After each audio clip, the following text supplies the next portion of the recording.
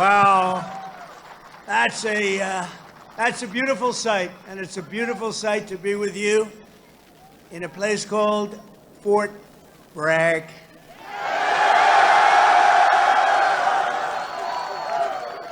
Can you believe they changed that name in the last administration for a little bit? But we'll forget all about that. We're going to forget all about it. I want to just say God bless the U.S. Army and God bless the USA. Great place, great group. I want to thank so many incredible soldiers and paratroopers, pilots, warriors for that awesome display of pure, unrivaled American military might. I just saw something that was crazy. You don't want to mess. I've been saying a long time, we have the best. Nobody even comes close, but they just gave me a display that you might be lucky not to see it because it's a little scary. It was beautiful to watch. Let's hear it for the Army Special Operations and Command and the 82nd Airborne Division and the 18th Airborne Corps. What a show it was and what a show it continues to be. And Saturday is going to be a big day in Washington, D.C. You know, a lot of people said, we don't want to do that. I say, yeah, we do. We want to show off a little bit. You know, recently, other countries celebrated the victory of World War I. France was celebrating, really. They were all celebrating. The only one that doesn't celebrate is the USA, and we're the ones that won the war. Without us, you'd all be speaking German right now. Maybe a little Japanese thrown in. But we won the war. And we don't celebrate, but we're going to celebrate on Saturday, and we're going to celebrate from now on. We're going to celebrate our greatness and our achievements. This week we honor 250 years of valor and glory and triumph by the greatest fighting force ever to walk the face of the earth, the United States Army. For 2.5 centuries, our soldiers have marched into the raging fires of battle and obliterated America's enemies. There's never been anything like it. There's never been a force like this. And I rebuilt it. I gave you so much money for 4 years. It was crazy. And we just approved our largest budget for military operations, over $1 trillion. We've never even come close. But our army has smashed foreign empires, humbled kings, toppled tyrants, and hunted terrorist savages through the very gates of hell. Our soldiers do not rest until they win. You know that better than anybody. From June 1775 to June 2025, those foolish enough to challenge America's army have been met with unyielding strength, unbreakable spirit, and unstoppable, overwhelming force. Time and again, our enemies have learned that if you dare to threaten the American people, American soldier will chase you down, crush you, and cast you into oblivion. That's what happens, unfortunately. Doesn't sound very nice, but it's true, isn't it? The last sound you ever hear will be the chilling howl of Black Hawks in the dead of night, the thunderous boom of artillery fire, or the ferocious roar of a U.S. Army infantry brigade charging over the horizon. That brigade is going to charge like you've never seen before, and hopefully I can keep you out of that, but if I don't, you're ready. Is that right? If I can keep you out of it. If I keep you out of it, that's okay, but if we need it, you're ready. You know, it's called peace through strength, isn't it? Peace through strength. For our adversaries, there's no greater fear than the United States Army. They all fear us, and we have the greatest force anywhere on earth. You know, you read different stories that others are building and building and building. We have a force like no other. They said it would take 5 years to defeat ISIS. We did it in 4 weeks. 4 weeks. We let them go. Unlike other of your leaders, I let them go. And we had General Raisin Kane, who's now the head of the Joint Chiefs of Staff, because I liked him. He was a warrior. He was a great warrior. And Now he's been rewarded for his incredible work. But they said it would take 5 years, and we did it in 4 weeks. Someday I'm going to ask him to explain that one to me. But it was the television generals that said that. The real generals got out and fought, and nobody fought like them ever. But for the American people, there's no greater pride, because you are the righteous sword of American justice and the ultimate shield of American freedom. This week we remember that we only have a country because we first had an army. The army was first. In fact, the army was even before the country. You know that, right? 1 year before the country. After 250 years, we still proudly declare that we are free because you are strong. You are so strong. We're safe because you are brave, and America's flag will never fall because America's army will never, ever fail. Never going to fail. Every branch of the armed forces has played a critical role in protecting our nation, but no one has done more fighting, bleeding, and winning than the U.S. Army. Nobody's done that. The Army has earned more combat medals and more battle ribbons than any other service, and 70% of all of the medals of honor. We give away medals of honor all the time at the White House to incredibly brave people, but you have 70% of them. Army soldiers, and especially our Army paratroopers, truly go all the way. You know that expression, all the way. It's one of your beautiful expressions.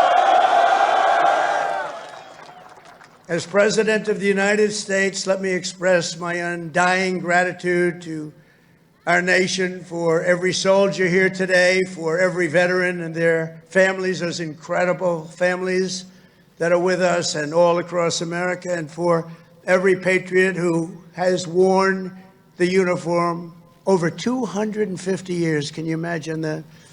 We thank you from the absolute bottom of our hearts. Few places loom larger in Army lore than where we are gathered today. The one and only Fort Bragg, the one and only Fort Bragg.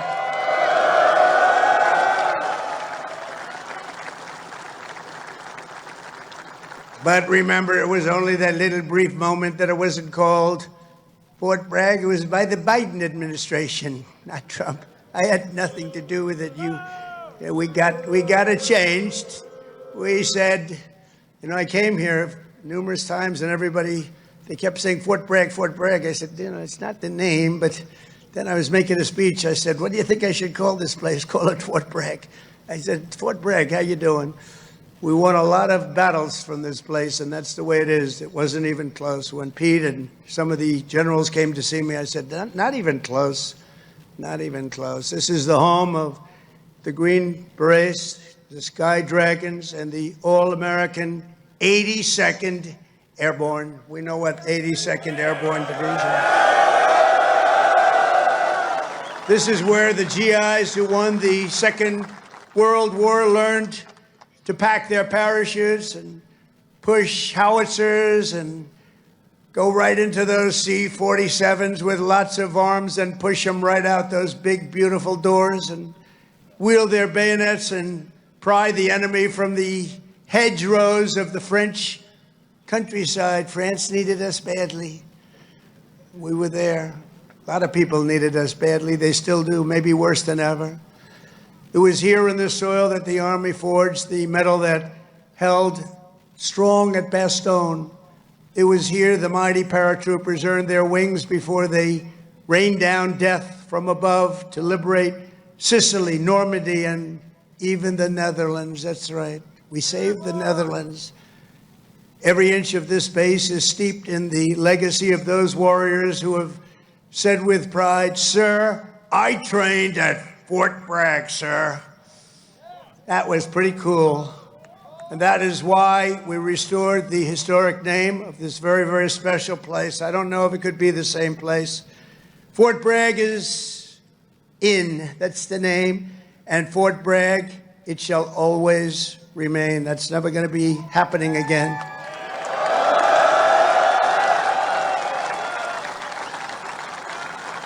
And for a little news for the fake news back there, the fake news, ladies and gentlemen, look at them all. Oh, what I have to put up with. Fake news. what I have to put up with. But they're all right. They've been very nice today. They were impressed with that display, I can tell you that.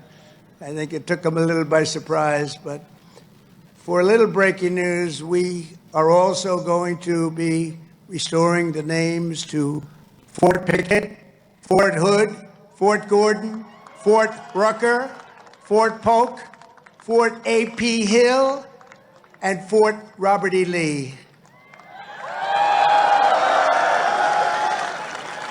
We won a lot of battles out of those forts. It's no time to change.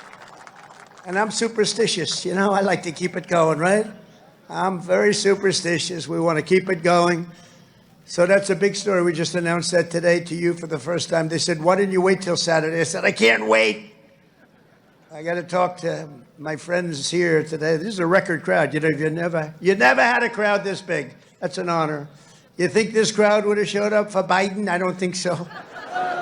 I don't think so. I don't think so. Maybe I'm wrong. Maybe I'm wrong. I want to thank so many great leaders here today, including Secretary of Defense Pete Hegseth, who's been great. By the way, Pete, thank you. Great. And he went through the wars, you know? Pete went through the wars. He had to get through a very hostile group of people that I think really don't want to see America be great again, maybe, or something. But he persevered, and he got there, and he's doing a fantastic job. Great job, Pete. Thank you very much. Secretary of Veterans Affairs, Doug Collins, a fantastic man. Thank you, Doug. You're doing a great job. Doing a great job. Way up from the last administration, Veterans Administration. It's way up. You saw the recent poll. The people are happy. They weren't happy a couple of years ago. They were really happy 5 years ago. But it went downhill from there. We did so much. We got you medical. If you had to wait, if you had a delay at all, you go out to see a private doctor. We pay the bill. You take care of it. You don't wait for 6 months and end up getting very sick on something that could have been done with a little shot or a pill.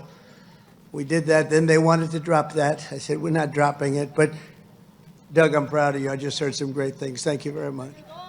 The Secretary of the Army, a really brilliant young guy, went to Yale. Can't have everything. Top student, Dan Driscoll. Thank you. Thank you, Dan.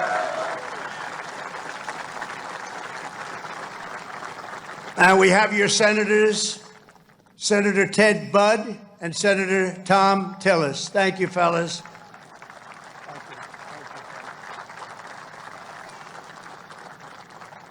Congressman Richard Hudson, Pat Harrigan. Where's Pat? Pat? Good, Pat. You're doing great. You guys are amazing. And we have the big brass, General Andrew Pappas. General, thank you. Thank you, General. Doing a great job. General John Braja. John, thank you. Great job. Thank you for today, John. General Greg Anderson. Thank you. Thank you, Greg. Thank you. Sergeant Major of the Army, Michael Weimer. And before going further, I want to say a few words about the situation in Los Angeles, California. Have you heard of the place? Where I've deployed thousands of National Guard troops and hundreds of Marines to protect federal law enforcement from the attacks of a vicious and violent mob. And some of the radical left, they say, oh, that's not nice. Well, if we didn't do it, there wouldn't be a Los Angeles. It'd be burning today, just like their houses were burning a number of months ago. Generations of Army heroes did not shed their blood on distant shores only to watch our country be destroyed by invasion and third world lawlessness here at home, like is happening in California.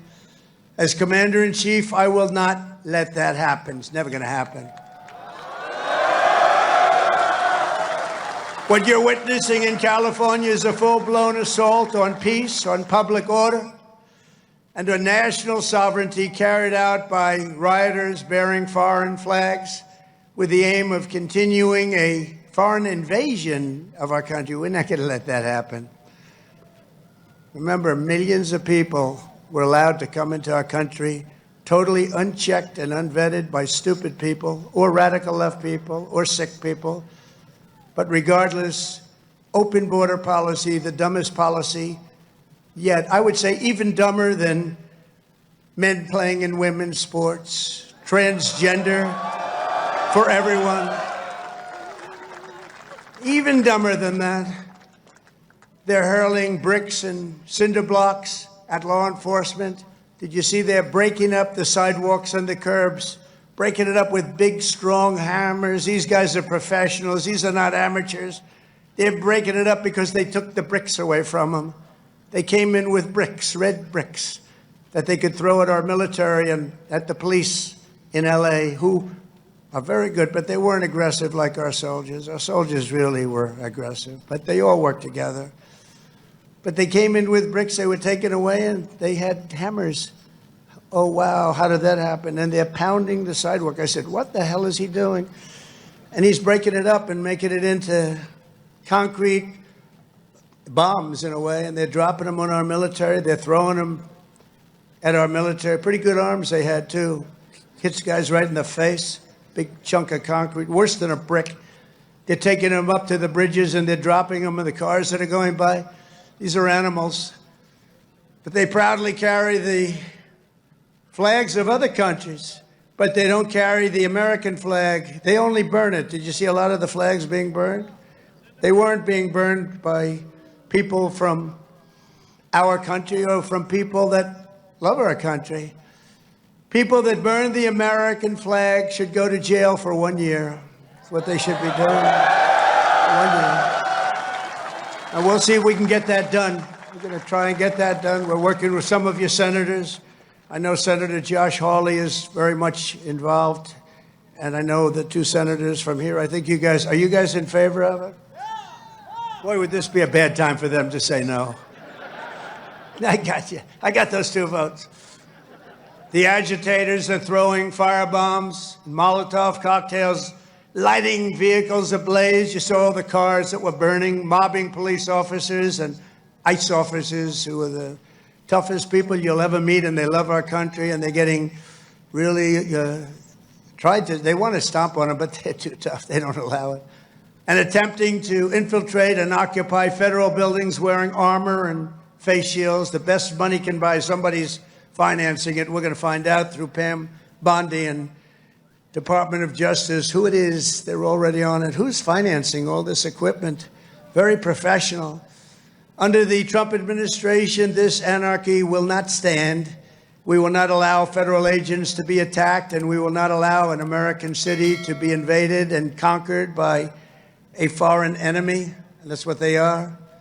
A lot of those people were let in here by the Biden administration. They just poured right in. They came from prisons. They came from jails from all over the world. They came from mental institutions. They were the leaders of gangs. They were drug lords allowed to come into our country. Their countries threw them out. Their countries would bus them or drive them right to our border and say, go in there. You ever come back, we're going to kill you. And we got them, and we're getting them out of here. I want to applaud the courage and the strength of the incredible troops who are right now standing guard to protect federal property and personnel and uphold the supremacy of federal law. That's what they're doing. They're protecting our ICE agents. They're protecting the police in Los Angeles. The head of the police in Los Angeles, a good man, I hear a good man, but he was actually saying we really did need this help. It had gotten away from them. It had long gotten away. And we gave it to them. Not only are these service members defending the honest citizens of California, they're also defending our republic itself. And they are heroes. They're in there, they're heroes. They're fighting for us. They're stopping an invasion just like you'd stop an invasion. The big difference is most of the time when you stop an invasion, they're wearing a uniform. In many ways, it's tougher when they're not wearing a uniform because you don't know exactly who they are. In Los Angeles, the governor of California, the mayor of Los Angeles, they're incompetent, and they paid troublemakers, agitators, and insurrectionists. They're engaged in this willful attempt to nullify federal law and aid the occupation of the city by criminal invaders. That's what it is. They're invaders, no different. Their position is that the rioting will not stop unless ICE withdraws from Los Angeles and ceases the enforcement of federal immigration law. In other words, they came in here illegally. Many of them came out of prisons and jails, the most heinous people. They came from all over the world. They came from the Congo in Africa. They came from Asia. They came from the prisons of these places. They were put into the United States and allowed to stay here because we had a grossly unfit president who listened to whoever was operating the auto pen. And they allowed these people to stay. And by the way, I've known this guy for a long time. He was never the sharpest bulb. But you know what he was? He wasn't a radical left lunatic. He never dreamt about open borders. He never said that when he was of sound mind, which actually was a very long time ago.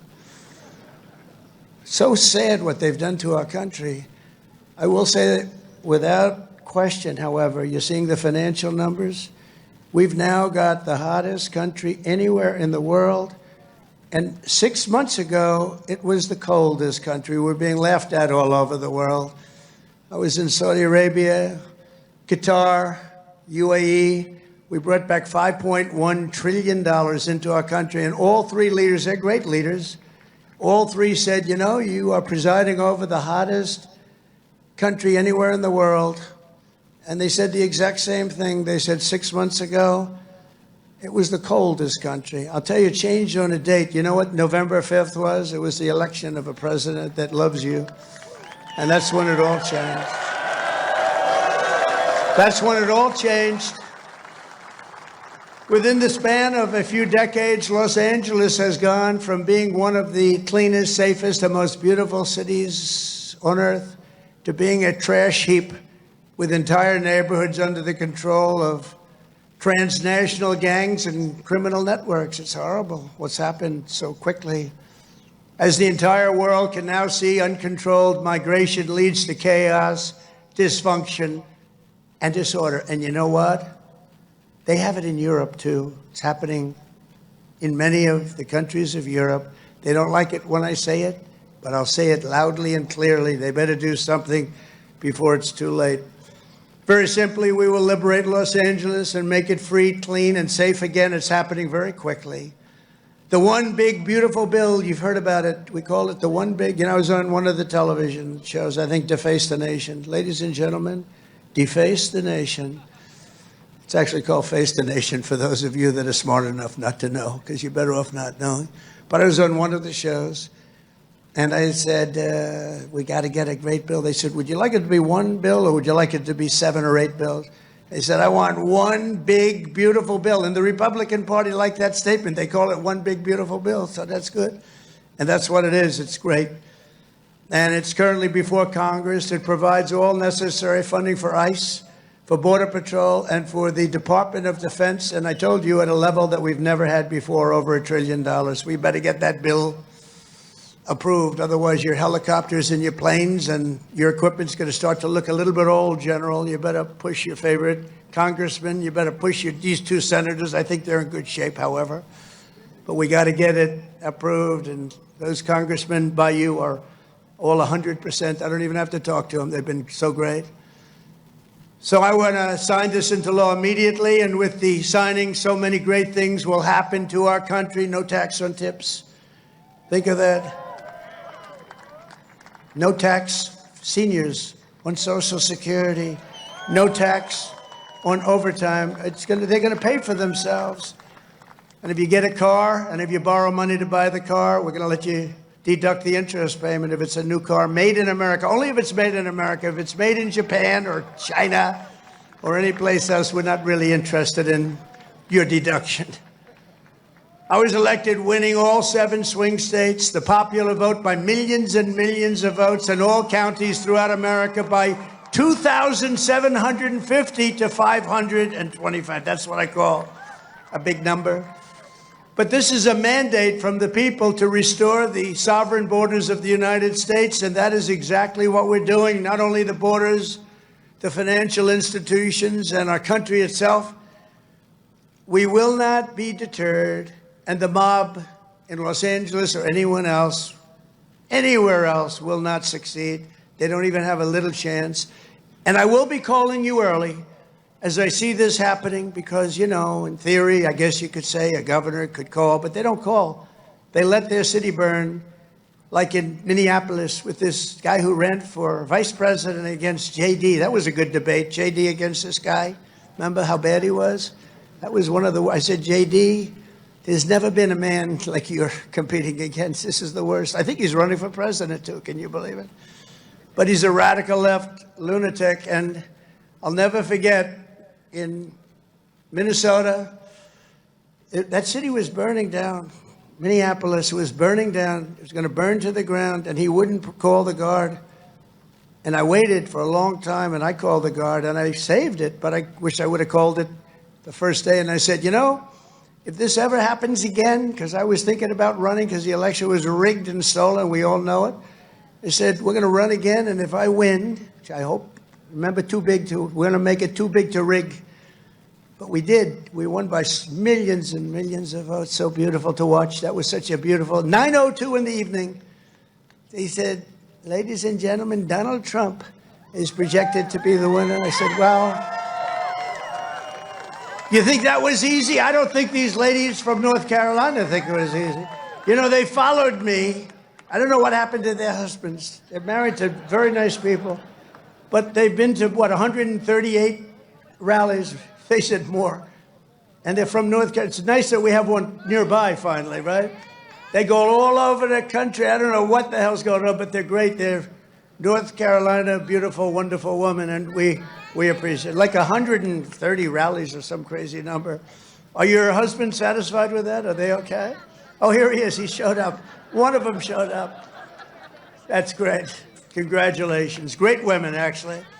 The great patriots. We will use every asset at our disposal to quell the violence and restore law and order right away. We're not going to wait 7 days and 8 days and wait for a governor that's never going to call and watch cities burn. And let me tell you, if we didn't do this, Los Angeles would burn. It would be burning to the ground right now, just like their houses burned to the ground just a few months ago. And the only flag that will wave triumphant over the streets of Los Angeles is the American flag. So help me God. The American flag is the one that's going to wave triumphantly over the streets. And now let's get back to the true reason we're here today, celebrating 250 years of unbreakable Army courage. This week we commemorate not just the starting point in Army history, but a turning point in the history of the world. That's how important it is. When the Continental Congress created the Army and appointed its first commander, named happened to be George Washington. Has anybody heard of him? George Washington. Are you okay, darling? Are you all right? Yeah, take your time, please. Doctor, please. Doctor. Doctor in the house. Thank you. Thank you very much. These are great people. They've been waiting here a long time, General, so, you know, we want to give them all the time they need, right? Thank you very much.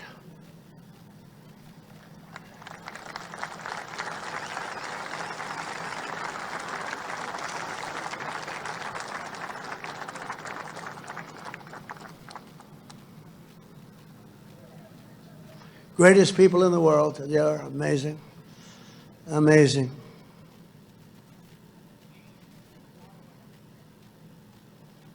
Oh, good. Thank you very much. Thank you.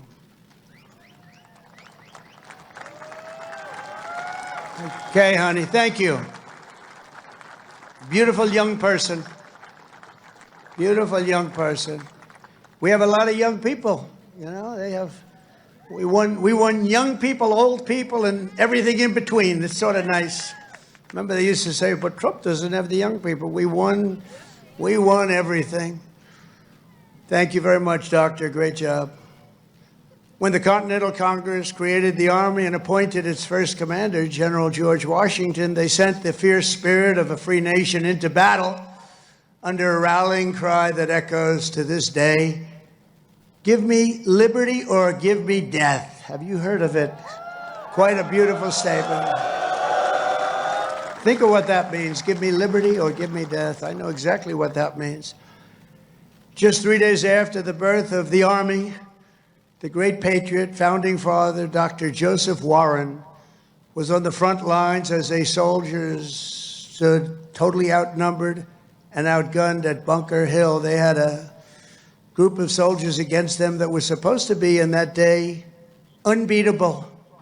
Warren's mother had begged him, "Son, please don't do it." She said, "Please, please don't do it. Don't risk your life for even the patriot cause, please." And he replied, "Wherever danger is, dear mother, there your son will be. I will either set my country free or shed my last drop of blood to make us so." So beautiful. So the words are so beautiful. At Bunker Hill, Warren kept his vow, fighting and fighting and fighting and loving his country until he fell, drenched in blood, and gave his life at the very young age of 34. Exactly 250 years later, we are joined by Dr. Warren's great-great-great-great-great-grandson, and it's 7 generations down, and now an Iraq war veteran, retired Army specialist, Scott Warren, is here with his daughter, Sergeant E5 Carrington Sanders of Fort Irwin. I want to just, where are you? Where would you be in this big crowd? Thank you very much. What an honor. What an honor. You look great, too, by the way. You really look great. Thank you very much. What a great family. But you carry in your veins the love and devotion of a martyr for American liberty. Please stand. Just put that hand up once more for the people, because they want. Thank you very much. You're looking good. Looking good. Good genes. Good genetics. Thank you both. Thank you very much. The life of a soldier is not just a job. It's a calling and a sacred tradition passed down from father to son, brother to sister, and one generation to the next. At every hour of danger, our noblest citizens have answered that call, kissed their loved ones goodbye, and run to the sound of guns. You run to the sound of guns. You're running right into them. You're going to win. When the British tried to reconquer our young nation in 1812, 1,000 Americans at Fort McHenry fought off a British invasion fleet, 5,000 strong. They say it was unstoppable. Lieutenant Francis Scott Key, you all heard the name, watched from Baltimore Harbor as the Army kept Old Glory flying high. Many people died. Deeply inspired, he wrote a poem in tribute to Army courage and American pride, known today as the Star-Spangled Banner, or our national anthem. Great. 8 generations later, we're joined by a descendant of Francis Scott Key, who has spent 2 decades in uniform, Major Kyle Key of Army National Guard fame. Please, Major, where are you, Major? Thank you. Thank you. Looking good, too. What's going on here? These guys they all come from a very fine strain of blood. That's great genetics is right. Thank you both very much. Major Key, thank you for helping to keep this incredible land of ours free and the home of the brave, and that's what it was. Through the decades that followed, the Army conquered the great frontier, won the war that restored our nation and broke forever the chains of slavery. A generation later, the Army's Rough Riders stormed up San Juan Hill with Colonel Theodore Roosevelt and swept the last foreign empire from the American hemisphere, forever swept. In World War I, our doughboys fought bravely in the Valley of the Marne and in the Argonne. There in 1918, a devout Tennessee Christian named Alvin York, you know that name, charged across an open field towards the German machine guns. They were firing at levels at that time that nobody had ever seen before. They were knocking down everything in their way, including giant trees were coming down. The enemy mowed down more than half of his platoon almost immediately. The platoon was going down like nobody's ever thought possible. But York pressed on into the jaws of death. He slayed German after German and returned with 132 prisoners from behind the enemy lines. And he had the option of killing them, and he didn't want to do that. And that's okay, isn't it, right? It's okay. But he brought 132 back. And his actions and the actions of that great day, that crazy but great day, Sergeant York earned the Congressional Medal of Honor and became one of the most famed and decorated heroes of the First World War. Very famous, actually, because of the movie that was made. And we're joined today by Sergeant York's grandson, Army Colonel Gerald York. Gerald? Thank you. Thank you, Gerald. Thank you very much. It's great. Great honor to have you. Thank you, Gerald. At his grandfather's funeral in 1964, Gerald was told by the command sergeant major of Fort Bragg that it was about time he joined the Army. And he volunteered for combat in Vietnam and gave the Army 31 of his best years. No, I think your best years are right now. You look very good. Your best years are right now. Keep it going. But Colonel York, we salute you. We salute your family and the fame and the bravery of your family. Thank you very much. Appreciate you being here. And in World War II, the Army once again came to the free world's rescue. Among the millions and millions who volunteered was Henry Armstrong. He enlisted 6 months before his high school graduation and did basic training right here at Fort Bragg. By the next year, he was in Normandy. He fought his way across France as part of Patton's Third Army, crossed the Rhine into the heart of Germany, and helped liberate a Nazi concentration camp. He was a brave person. Command Sergeant Major Henry Armstrong is here with us today. He's 100 years old, a veteran of numerous World War II battles, and 41 years in the Army.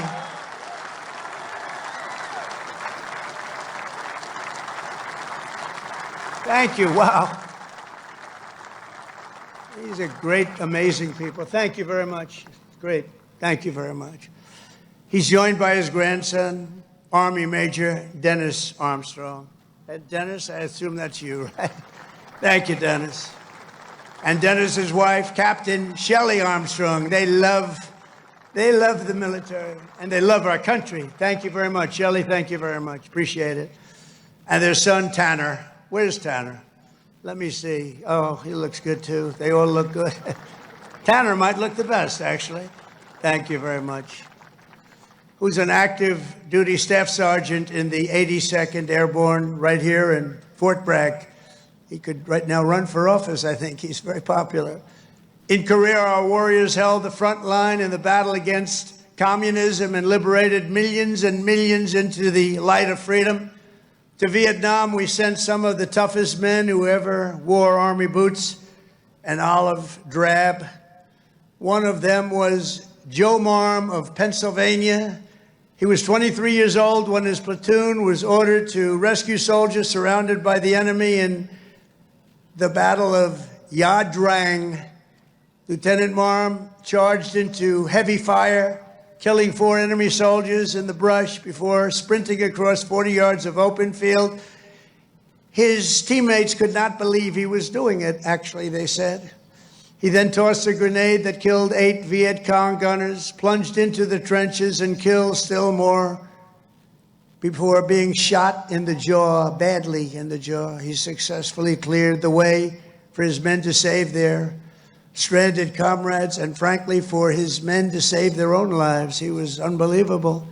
For his exceptional bravery, Lieutenant Marm received the Congressional Medal of Honor and retired as an Army colonel after 30 years of service. Colonel Marm is here today with his two sons, Will and Walter, both Army Rangers. What a great family legacy. Please stand up.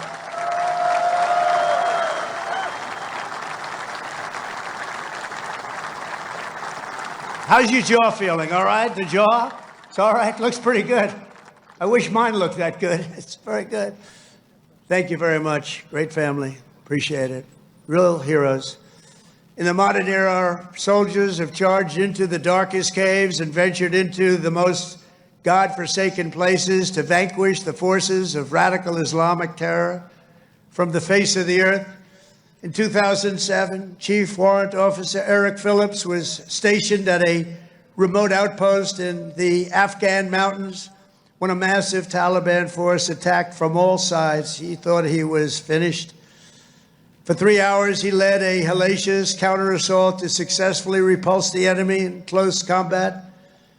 In the same deployment, Eric again repelled an attack by a vastly larger enemy force, saving countless lives. For his spectacular gallantry, Chief Phillips earned the Distinguished Service Cross and the Silver Star, becoming among the most highly decorated warriors of any branch in the war on terror.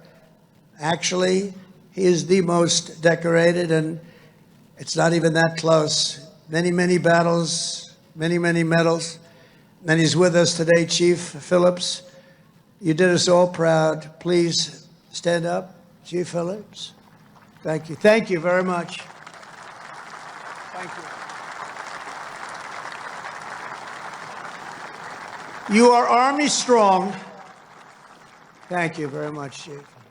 From the American Revolution until today, the story of the Army is the tale of an unbroken chain of American patriots who gave all they had for this country.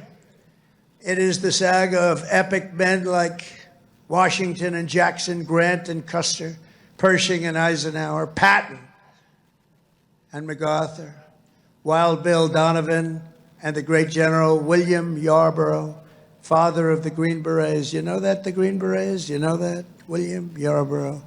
It's a story of fabled units like the Old Guard, the Iron Brigade, the Big Red One, the Buffalo Soldiers, the Harlem Hellfighters, the Tuskegee Airmen, the Screaming Eagles, and George Patton's Hell on Wheels. They called it Hell on Wheels. When he was after you, it was not good. The weapons of war have changed with every generation, but the unflinching loyalty of the American soldier has always remained the same. The Army has always stayed true to its motto, "This we'll defend." You know that. This we'll defend. Army warriors who have laid down their lives for America rest by the thousands in the sacred soil of Arlington and Gettysburg, Anzio and Manila, and to far-off places known only to God. We owe everything to them. Today we renew our devotion to the cause of liberty for which they so selflessly lived and fought and so bravely died. There could be no greater tribute to their memory than to prepare the Army to dominate America's enemies for the next 250 years and more than that. That's why under the Trump administration, we're focused on restoring the spirit of the U.S. Armed Forces. No soldier ever volunteered for the Army to be lectured about transgender diversity or inclusion. You don't want to hear that. Transgender for everybody. We don't do that.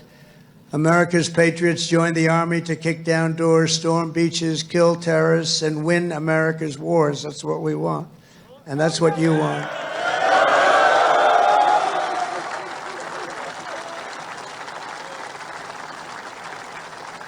And to that end, we're making that record investment, but not only in the Army, and the other forces also, because you work together as a team. And we're including in that and across the board. Now, you don't have to take this if you don't want. You could be great patriots. Say, I don't want a raise. I will not accept it. Let it go back into our country. Let's give it to Gavin Newsom so he can waste it in Los Angeles. No, we don't want to do that, but we're giving you across the board raise for every single service member in the U.S. Armed Forces. We're giving you across the board, and you deserve it.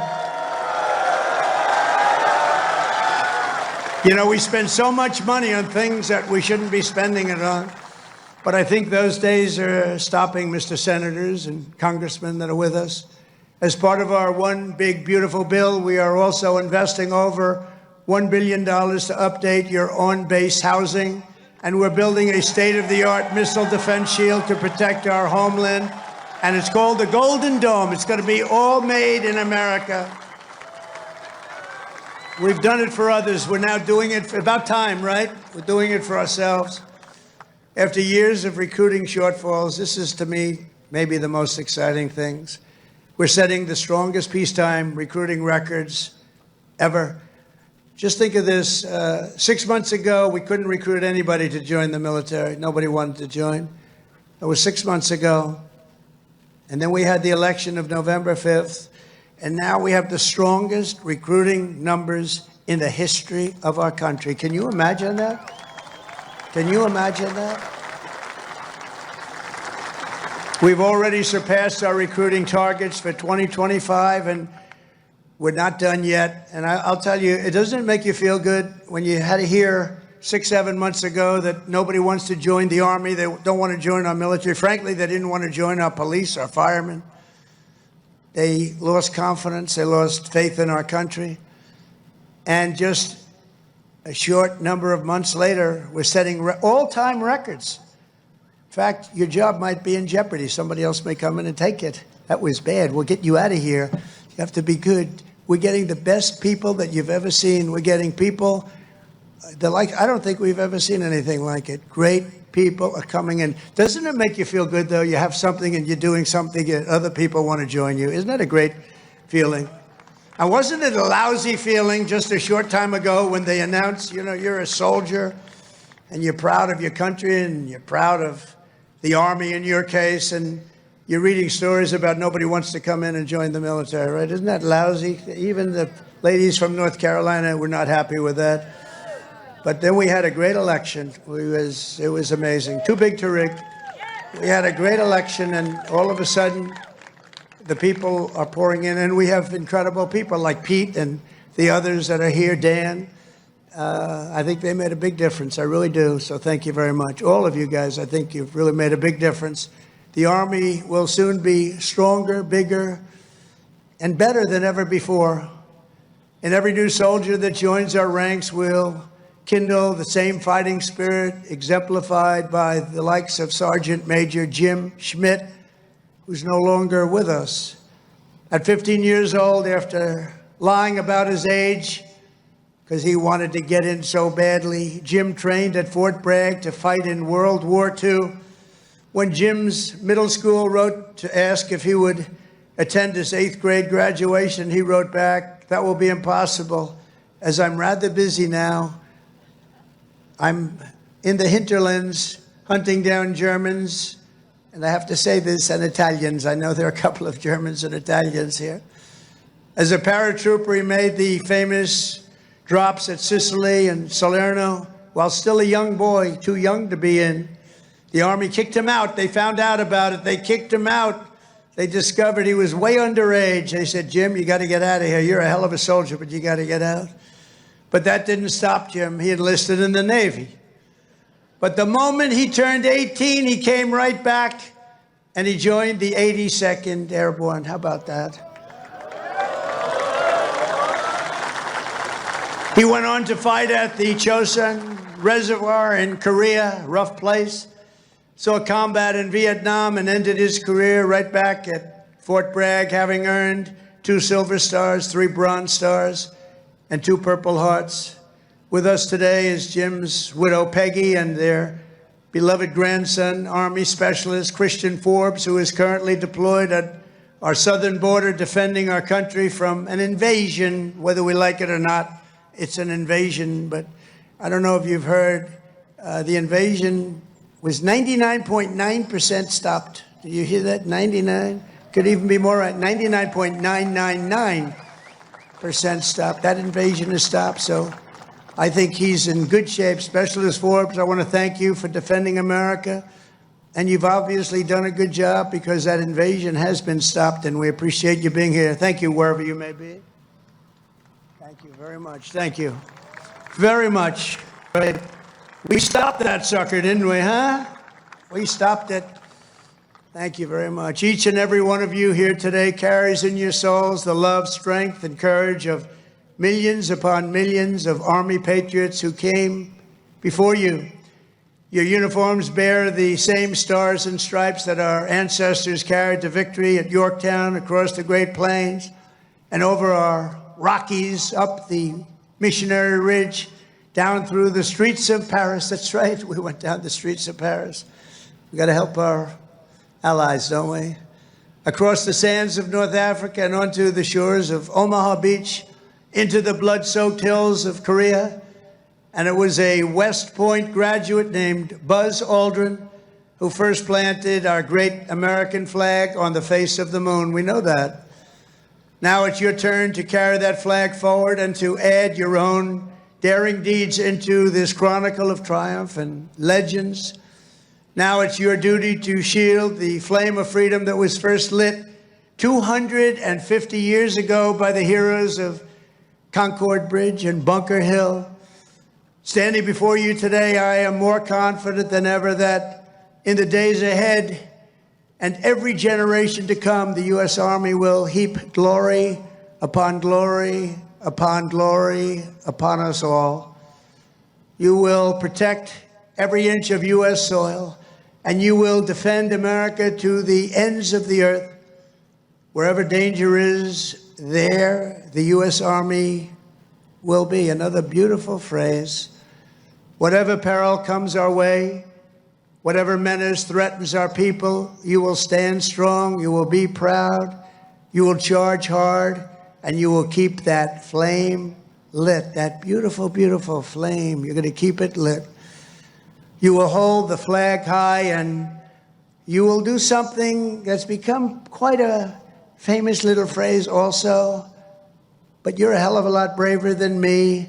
You will fight, fight, fight, and you will win, win, win. Thank you. God bless you. God bless our soldiers, and God bless the U.S. Army. Thank you very much.